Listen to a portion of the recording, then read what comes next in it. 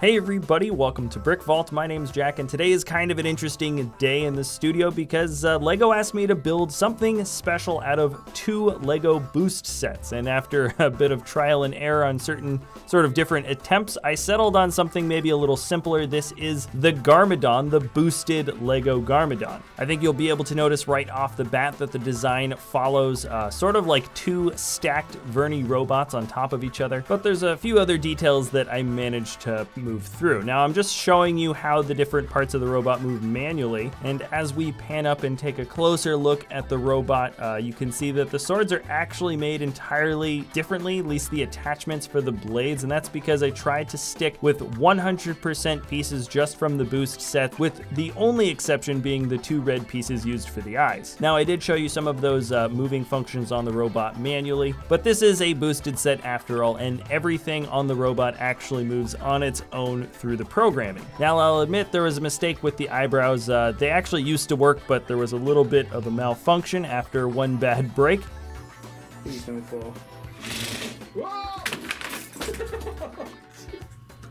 And yeah, I basically didn't notice that the eyebrows weren't twitching until after I'd finished doing all of the filming. I'll put that on my repairs to-do list along with a million other builds, but you can see here that the torso indeed does move around. All I have to do is engage the looking or head functions from the torso on the bottom. I definitely have to engage the low power speed in order to turn that around, and if you stay till the end of the video, you'll see another similar crash if it's a little bit too powerful. Now the overall look of the bot I think works out pretty well. The original Vernie build didn't have a bunch of great detailing on the back, just like the Garmadon mech, or I can't call it the Garmadon mech, boosted Garmadon, and most of the physical change-ups that have to do with this robot all come from basically the top shoulders up. You can see I kind of mimicked some of the armor and a lot of what that sort of new helmet piece looks like, and I might have gone a little bit overboard with the size of his eyebrows. And as we take a look at this guy in the city, you can see that I can get this robot to move, but I have to be very, very careful. He is extremely top heavy. Another modification or repair in the future might be to extend the treads in the front so he doesn't maybe wobble so much forward. But there he is hanging out right next to the Ferris wheel. He's extremely tall. I didn't measure him, but he almost goes just as high as the LEGO creator Ferris wheel. And in terms of foreign invaders in our LEGO city, he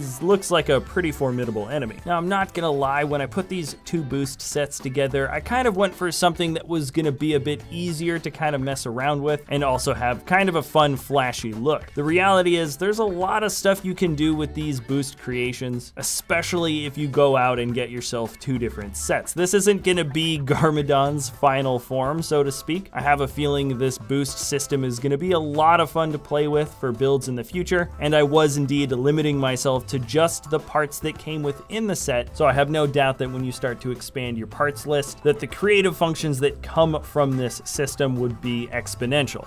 All right, that is gonna be it for this episode, everybody, so thanks a lot for watching. This was definitely a different type of build challenge. I don't normally mess around with the robots, but I'm pretty happy with the way boosted Garmadon turned out. If you wanna learn anything more about the boosted creative toolbox, I've left a link in the video description below, and if you enjoy our content, you can always like or subscribe. All right, that's it. Thanks a lot for watching, and we'll see you next time at BrickVault.